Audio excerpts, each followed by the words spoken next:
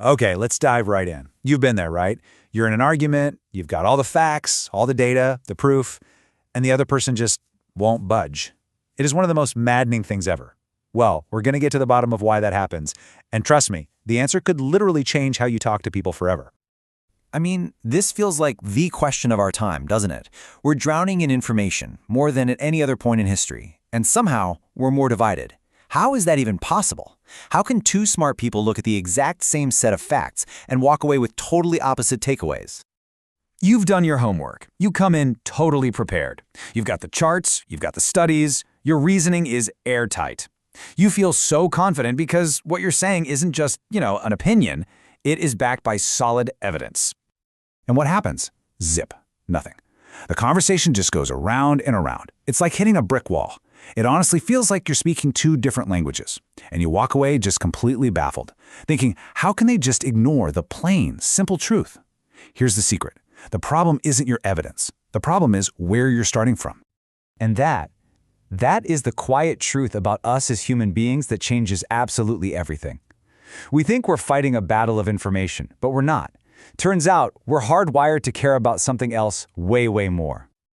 Okay, get this. This is the big idea. We like to think we're these super rational beings, right? That we look at the facts and then form a belief. But that's not how it works. We actually form our beliefs based on loyalty. Loyalty to our family, our friends, our tribe, the people we trust.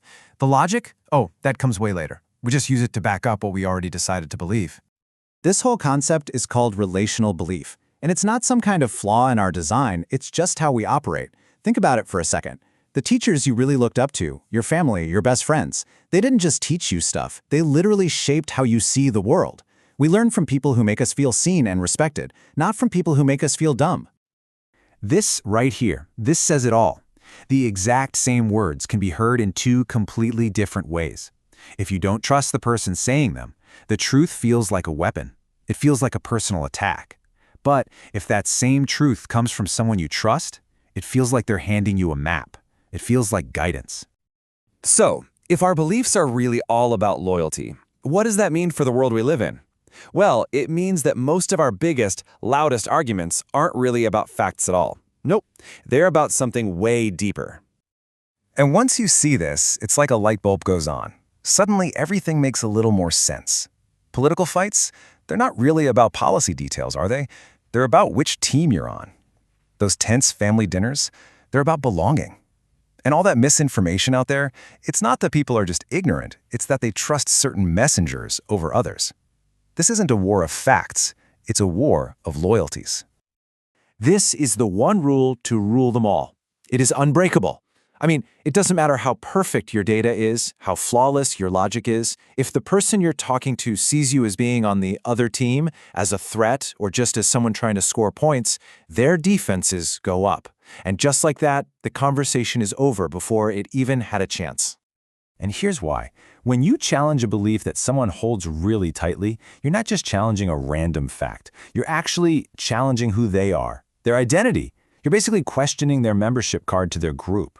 And our deep-seated instinct to protect our identity is so much stronger than our desire to be right about some random fact. And that's the million-dollar question, isn't it? If showing people facts and logic doesn't work, then what on earth does?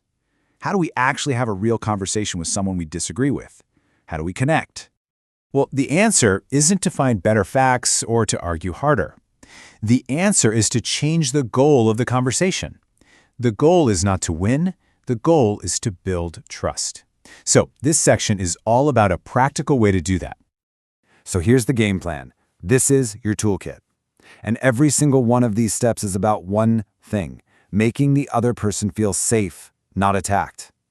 I mean, listen to actually understand where they're coming from, not just to reload for your next point.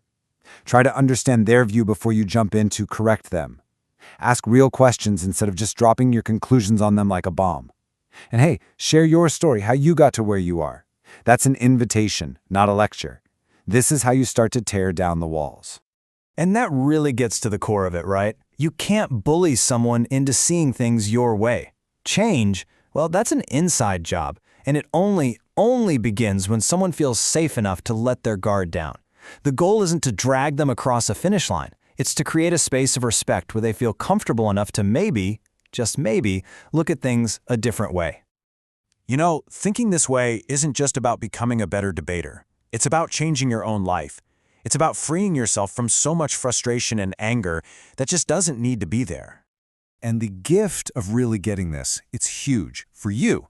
Suddenly, you stop taking every disagreement so personally. You stop banging your head against the wall in arguments you were never going to win anyway. You start to see, oh, okay, I get the emotional reason they believe that. You can build real relationships. And maybe the best part? You become way, way harder to manipulate yourself because you start seeing your own loyalties at play. So let's leave it with this powerful idea. The facts, they're just sitting there. But the lens we look through, the one that makes those facts look like an attack or makes them look like a helping hand, that lens is built out of trust. So the next time you're in one of those conversations, just ask yourself one thing before you start. Have I done anything to earn their trust? Because if the answer is no, then the facts don't stand a chance.